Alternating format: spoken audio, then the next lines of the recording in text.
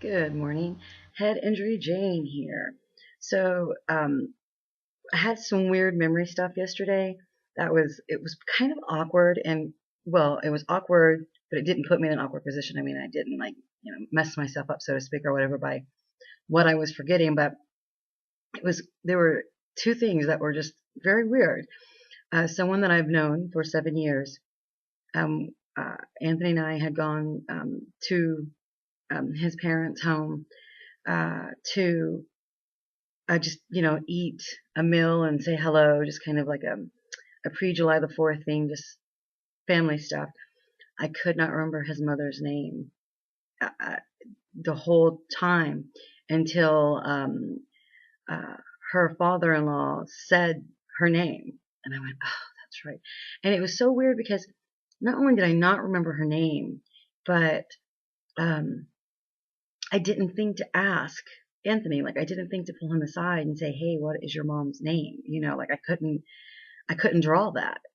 It just was really weird, but stranger than that because I've never forgot persons' names. Like my profession is HR and payroll, and one of the things that I was known for, I know I've said this again and again and again, that I was remarkably known for in letters of recommendation that are strong was because of my memory. I had just, this crazy perfect memory.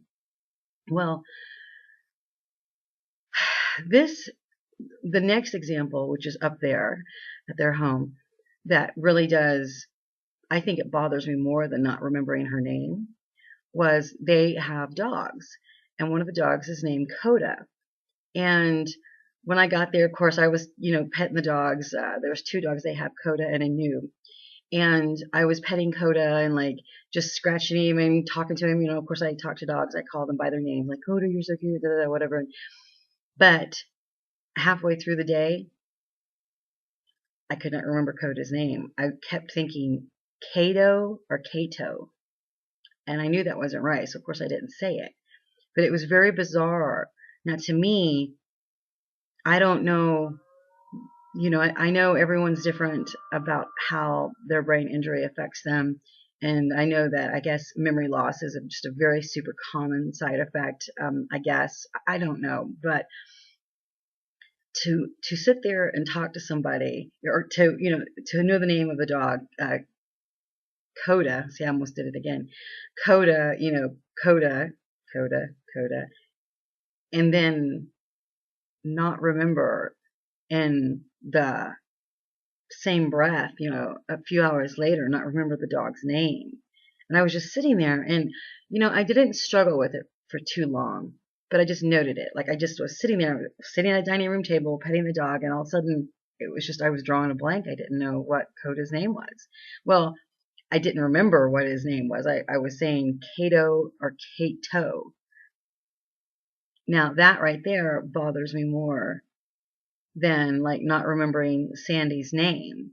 And to a degree, I've never forgot like someone's name that I should like almost like a family member type thing.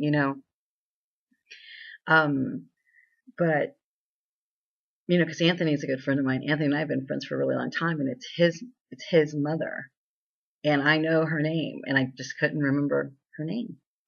I just had no idea what her name was the whole time we were there until hours and hours went by and someone said her name.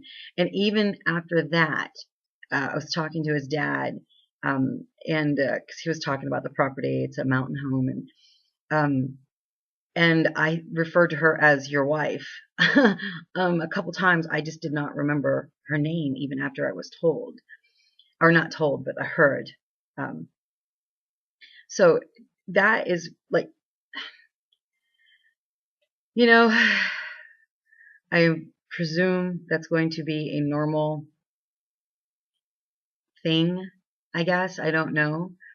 But just forgetting the dog's name, Coda, and then to me that's super weird because I was just speaking the name, and I've known this dog, for years. I mean, it's the first time I ever met him in person, person to dog, but it was strange to me to speak the name, petting the dog, and then forgetting his name like just a few hours later, and never remembering her name until someone spoke it. But just like Anthony said, he said, "Well, why didn't you pull me aside and ask?" I said, it didn't even dawn on me to do that. So it was just weird because as soon as we left, I told him, I did not remember your mom's name. And so I just wanted to come on and talk about that real quick. Of course, the ear ringing, it never ceases. It's incessant. But I am, coping with that, I think, for the most part, better. It has its moments, when they're ringing really loud, and I just can't